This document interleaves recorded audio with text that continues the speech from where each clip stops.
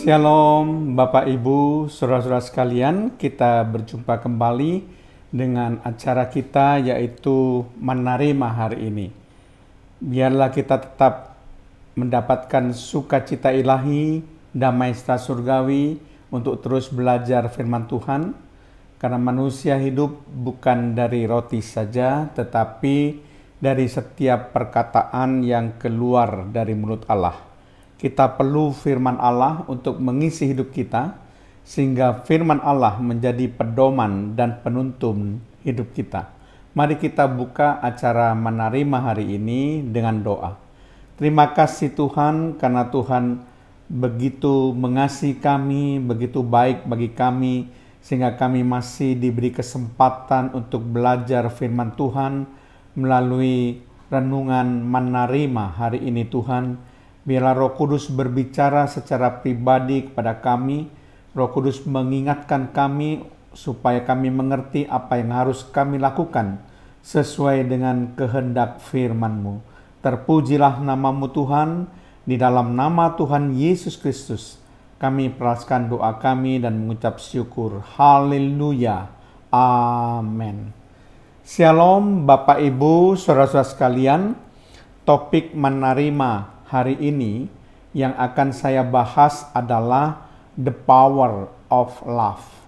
Jadi topik menerima hari ini yang akan saya bahas adalah the power of love atau kekuatan cinta kasih. Nah, Bapak Ibu Saudara sekalian, seorang wanita menikah dengan seorang pria yang tidak dia cintai. Suaminya itu menyuruhnya bangun jam 5 pagi setiap harinya untuk membuatkan sarapan baginya dan menyajikannya tepat pada jam 6 pagi. Suaminya mengharapkan agar sang istri itu selalu siap untuk melayaninya. Hidup wanita itu menderita dan merasa tertekan, karena dia harus melayani setiap kebutuhan dan permintaan suaminya. Dan ini berlangsung bertahun-tahun sampai akhirnya suaminya meninggal dunia. Jadi wanita itu tidak merasa bahagia. Wanita itu tidak menikmati hidupnya dan dia merasa tertekan dan beban ketika dia harus melayani suaminya. Beberapa tahun kemudian, wanita itu bertemu dengan seorang pria dan dia sangat mencintai pria itu. Dan akhirnya kedua manusia ini, pria dan wanita ini yang sudah ditinggalkan suaminya, akhirnya menikah. Tetapi wanita ini menikah dengan pria yang dicintainya. Dia sungguh-sungguh mencintai pria itu.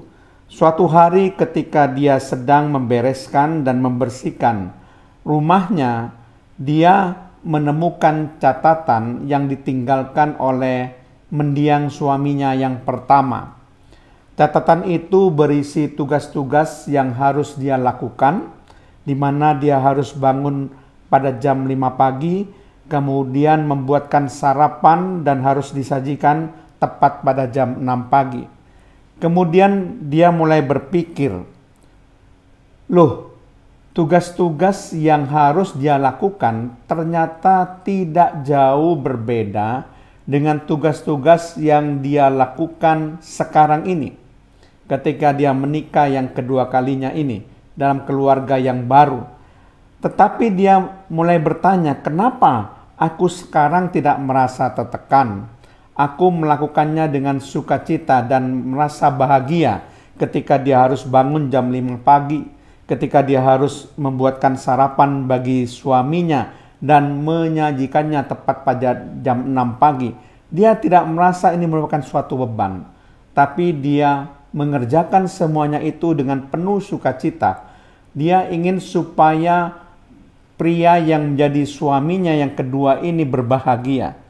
Dia bahkan mau berkorban, mengorbankan kepentingannya supaya suaminya yang kedua ini bisa merasakan bahagia atas pelayanannya. Jadi pertanyaannya, apa yang membedakan? Nah, ini yang saya katakan the power of love, kekuatan cinta kasih.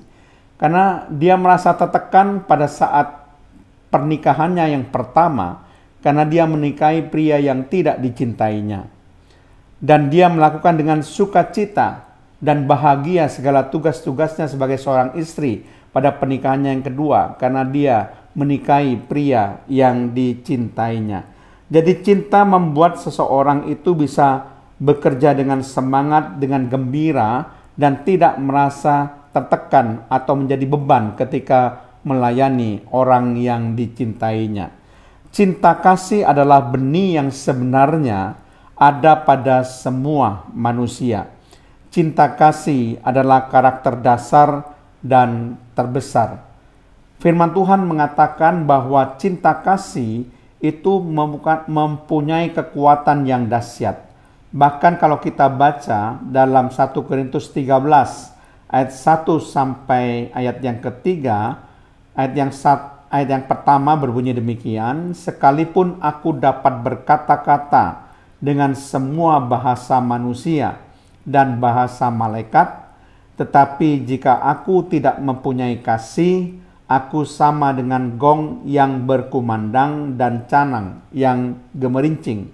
Ayat yang kedua, sekalipun aku mempunyai karunia untuk bernubuat dan aku mengetahui segala rahasia dan memiliki seluruh pengetahuan, dan sekalipun aku memiliki iman yang sempurna untuk memindahkan gunung, tetapi jika aku tidak mempunyai kasih, aku sama sekali tidak berguna. Ayat yang ketiga, dan sekalipun aku membagi-bagikan segala sesuatu yang ada padaku, bahkan menyerahkan tubuhku untuk dibakar, tetapi jika aku tidak mempunyai kasih, sedikit pun tidak ada faedahnya bagiku.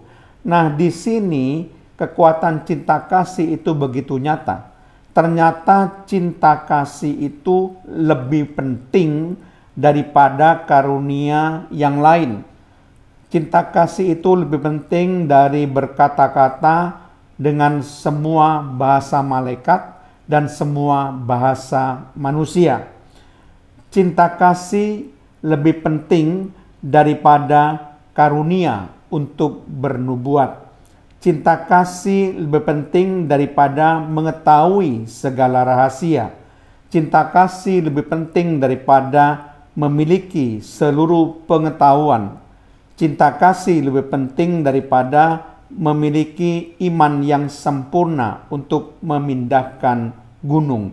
Cinta kasih lebih penting daripada membagi-bagikan segala sesuatu yang ada padaku.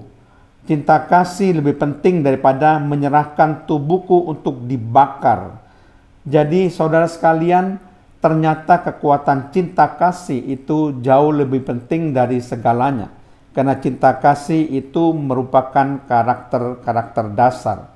Karakter-karakter yang sudah ada di dalam manusia pada mulanya. Cinta kasih bisa mendorong untuk menjadi sabar seorang pemuda-pemudi yang saling cinta satu sama lain, maka si pemuda akan bisa menjadi sabar terhadap si pemudi yang dia cintai. Cinta kasih itu bisa membuat si pemuda ini menjadi murah hati. Dia akan suka memberi kepada si pemudi yang dia cintai. Cinta kasih membuat dia tidak memegahkan diri atau tidak sombong. Cinta kasih juga akan membuat dia berlaku sopan. Cinta kasih akan membuat dia tidak mencari keuntungan diri sendiri. Cinta kasih membuat si pemuda ini juga tidak akan menjadi seorang pemarah. Cinta kasih membuat dia tidak akan mudah menyimpan kesalahan dari pemudi yang dia cintai. Cinta kasih membuat si pemuda ini mampu memaafkan kesalahan dari pemudi yang dia cintai. Jadi itu kekuatan daripada cinta kasih. Bahkan di dalam 9 karakter buah roh yang terdapat dalam Galatia pasal 5 ayat 22 sampai 23, cinta kasih ditempatkan dalam urutan pertama dari karakter buah roh.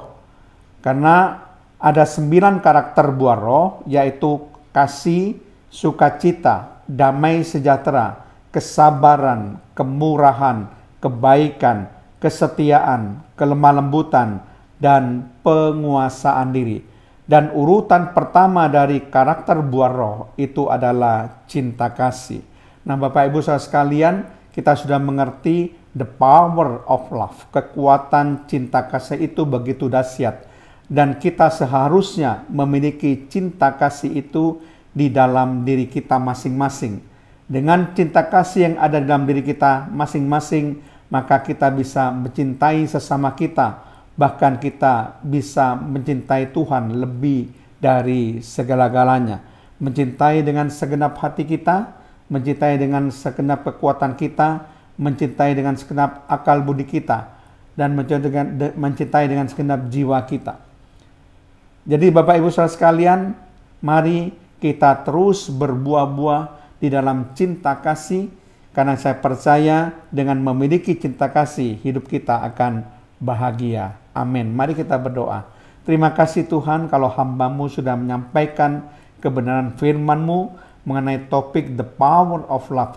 Dengan harapan Tuhan setiap pendengar yang mendengarkan Manarema hari ini betul-betul sungguh-sungguh menerapkan cinta kasih yang ada di dalam hatinya untuk dipraktekkan baik kepada Tuhan maupun kepada sesamanya. Terpujilah nama-Mu Tuhan, di dalam nama Tuhan Yesus Kristus. Haleluya. Amin.